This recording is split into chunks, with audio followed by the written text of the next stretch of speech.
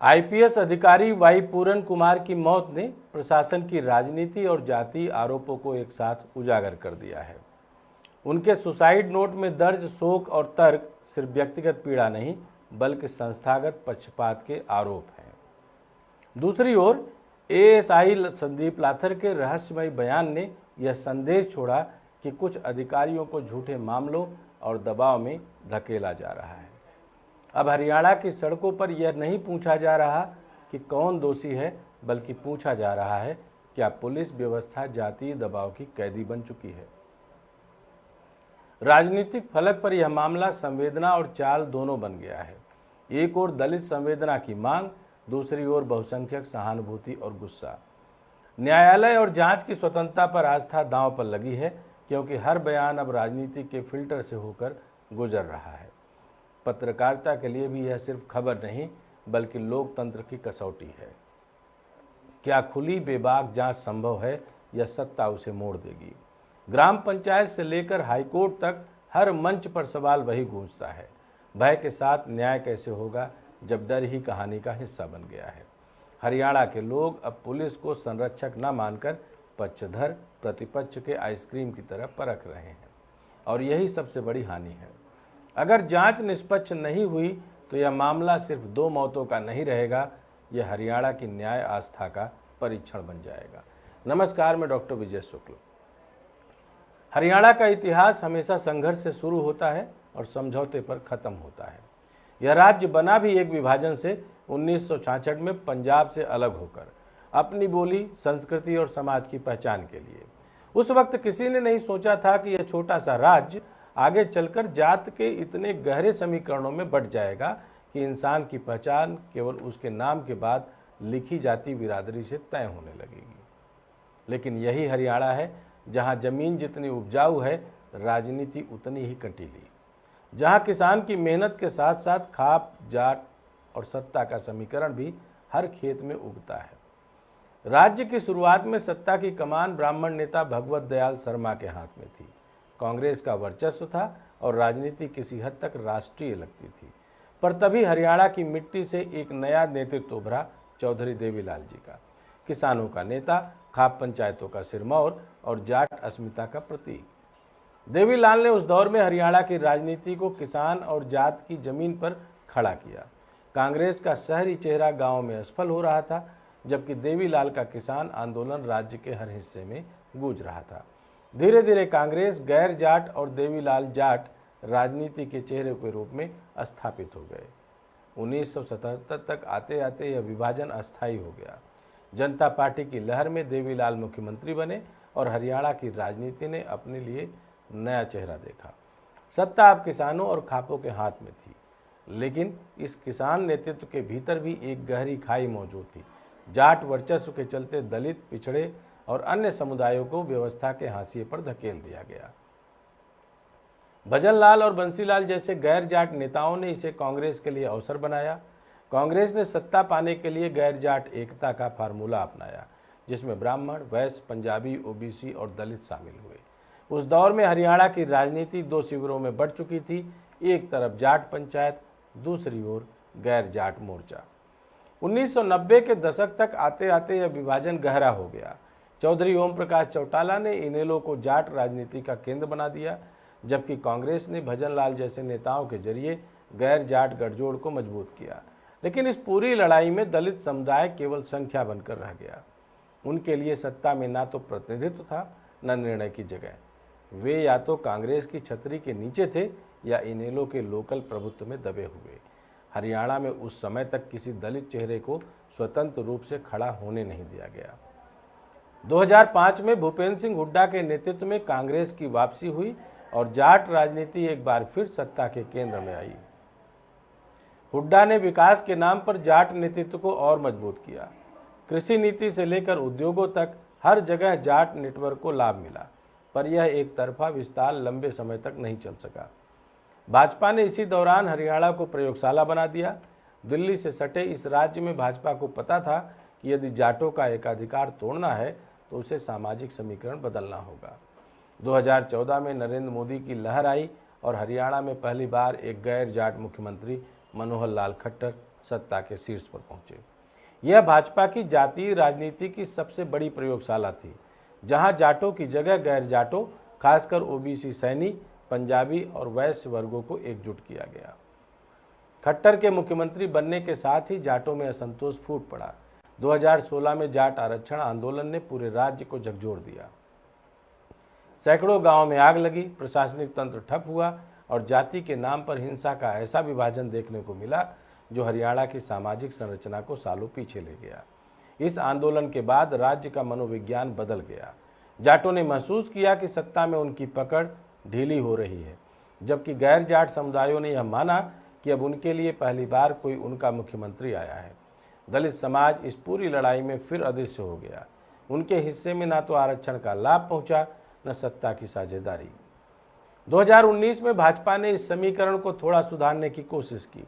दुष्यंत चौटाला के साथ गठबंधन कर भाजपा ने यह संदेश देने की कोशिश की कि अब जाट भी साथ है और गैर जाट भी, पर यह गठबंधन केवल सत्ता तक सीमित था।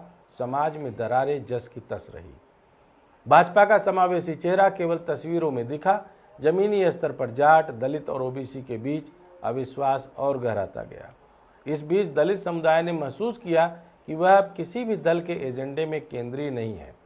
कांग्रेस उनके लिए स्मृतियों की पार्टी थी, भाजपा आश्वासनों की और इनेलो जैसे दल उनकी संख्या का साधन। 2020 के दशक में किसान आंदोलन ने राज्य की राजनीति को फिर हिला दिया।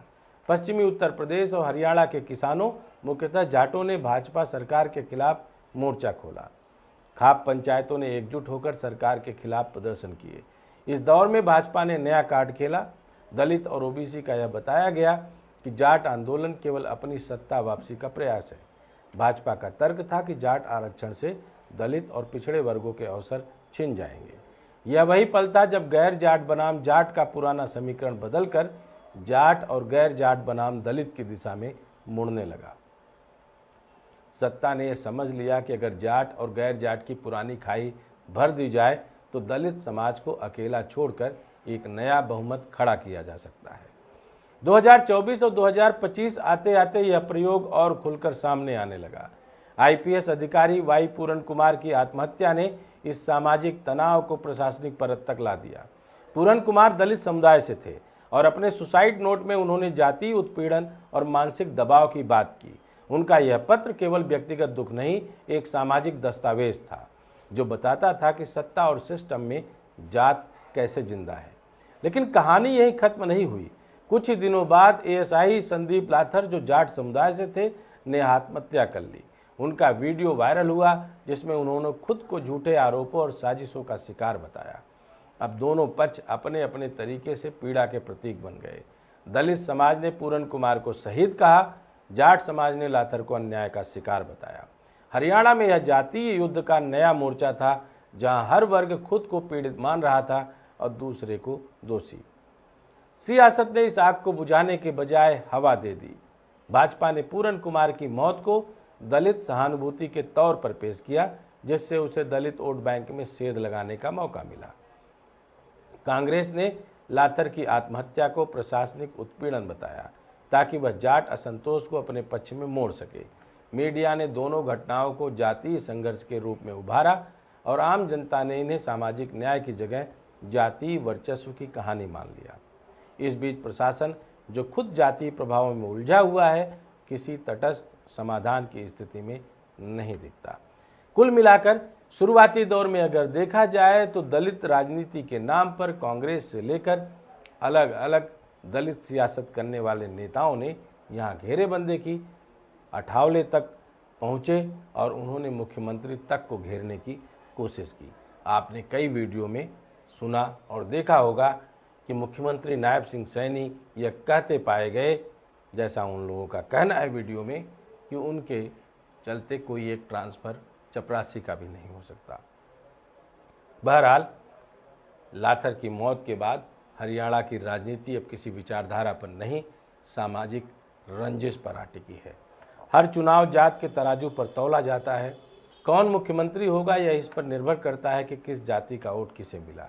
जाटों की संख्या राज्य की कुल आबादी का लगभग 25% है, लेकिन उनकी राजनीतिक हिस्सेदारी इससे कहीं ज़्यादा रही। भाजपा का खेल यही था कि शेष 75% गैर जाट और दलित को एक छतरी के नीचे लाया जाए। पर जैसे जैसे यह फार्मूला सफल हुआ, वैसे वैसे दलित समुदाय भीतर से असहज होता गया। उन्हें लगा कि वे केवल वोट बैंक हैं, नीति निर्माण में उनकी कोई भूमिका नहीं। आज स्थिति यह है कि गैर जाट पहचान अब एकीकृत नहीं रही, उसके भीतर भी विभाजन गहरा हो गया। ओबीसी और सैनी वर्ग भाजपा की ओर झुके हैं, ब्राह्मण और वैश्य वर्ग कुछ हद तक तटस्थ है, जबकि दलित समाज नई दिशा की तलाश में है। कांग्रेस अभी भी जाट नेतृत्व पर टिकी है। भूपेंद्र हुड्डा और दीपेंद्र हुड्डा जैसे चेहरे पार्टी की रीढ़ हैं, लेकिन यही रीढ़ अब दलितों के लिए दूरी का प्रतीक बन गई है। भाजपा जो पहले दलितों को अपने राष्ट्रवादी विमर्श से जोड़ रही थी, अब उनके बीच अलगाव पैदा कर रही है। पूरन कुमार जैसी घटनाओं का प्रयोग दलित संवेदना और सामाजिक संतुलन दोनों के लिए किया जा रहा है। अगर कोई दल आज इस विभाजन का फायदा उठा सकता है तो वह कांग्रेस ही है, लेकिन शर्त यह है कि वह दलितों को प्रतीक नहीं, नेतृत्व दे। हरियाणा में दलित आबादी लगभग 20% है, पर विधानसभा में उनका प्रतिनिधित्व नाम मात्र का है।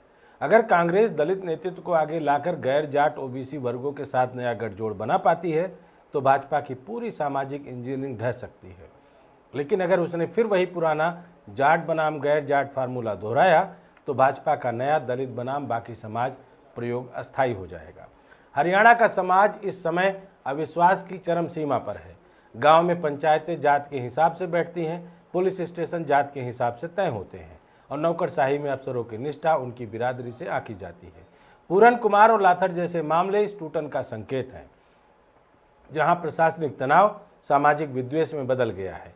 यह वही स्थिति है जहां राजनीति अपने लाभ के लिए पीड़ा की रचना करती है।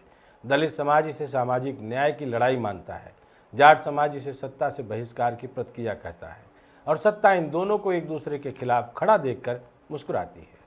हरियाणा की जातीय राजनीति अब चुनावी खेल नहीं, सामाजिक बीमारी बन चुकी है।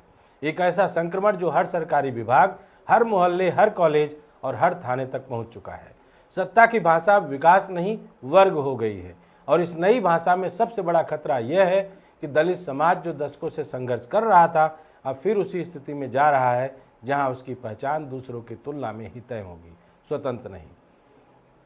यह सच है कि कांग्रेस के पास अब भी अवसर है। दलित और पिछड़े वर्गों के बीच असंतोष बढ़ रहा है। भाजपा की जातीय इंजीनियरिंग अब दरकने लगी है, पर राजनीति में अवसर भी समयबद्ध होते हैं और हरियाणा में यह समय तेजी से निकल रहा है। आज का हरियाणा एक खामोश चेतावनी है, बता रहा है कि जब समाज जात के आईने में बढ़ जाता है तो राजनीति उसे केवल कांच बेचती है। पूरन कुमार और लाथर की आत्महत्याएं उस कांच के दो टुकड़े हैं। दोनों अपने अपने तरीके से टूटे, पर टूटे एक ही दीवार से, वह दीवार जो इस राज्य के मन में धीरे धीरे ईंट दर ईंट ऊंची होती गई। अब सवाल यही है कि क्या हरियाणा इस दीवार को गिरा पाएगा या आने वाले चुनाव में इसी दीवार पर पोस्टर चिपकाए जाएंगे।